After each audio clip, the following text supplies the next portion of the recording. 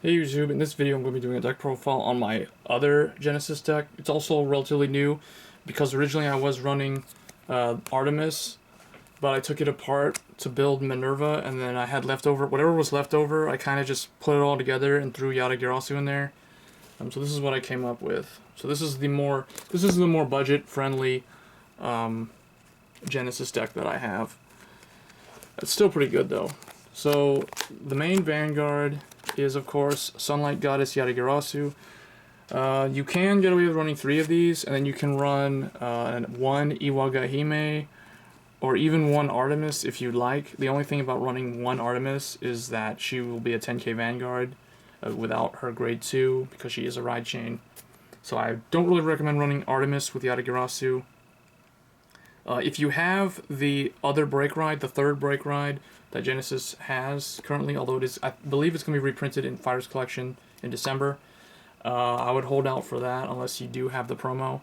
Otherwise, you can do like me and run 4 Oracle Queen Himiko. She was the original break ride. Now that they got the Regalia card, Angelica, people don't run her that much, but she is a good backup break ride for your alternative Genesis deck, I guess. So 4 Himiko, although the other one, I forgot her name, the other break ride is probably better with Yatagarasu, but Himiko's still pretty decent.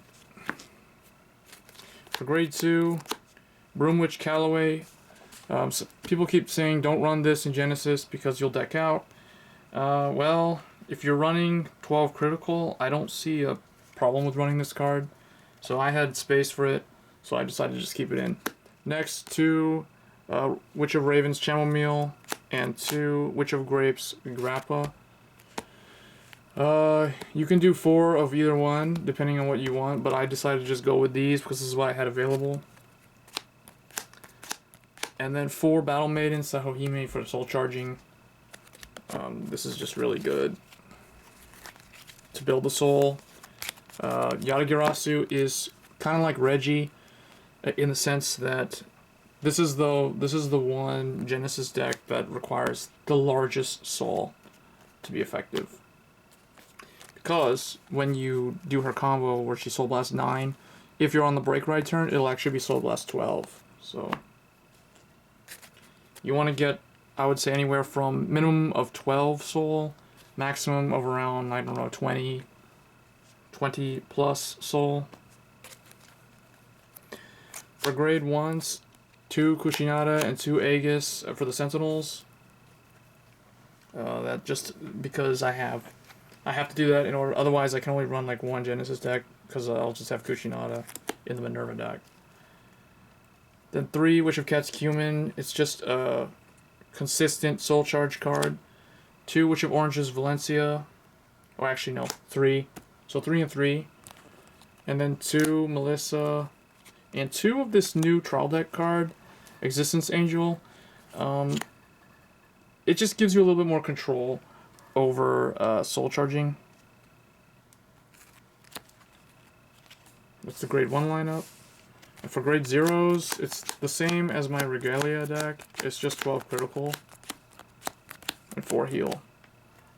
With Broom Callaway and with the break ride, with Himiko's draw 1 card effect, and with Yatagarasu draw 2 card effect, you don't need to draw triggers. So starter is also Amenohoakari. Originally I was going to keep the Cinnamon, because Cinnamon proved to be a very good starting Vanguard for most of the Genesis builds, including Artemis without the ride chain, which is what my previous deck was. I may actually, well, I took that deck apart, but I can probably put it back together and do a profile on the Artemis deck. I really actually like that Artemis deck. It was the most consistent Genesis deck I've ever ran before, including, it's actually, I think it was more consistent than the Minerva build. So anyway guys, hope you enjoyed the video. And if you want to see more videos, don't forget to subscribe. Thanks.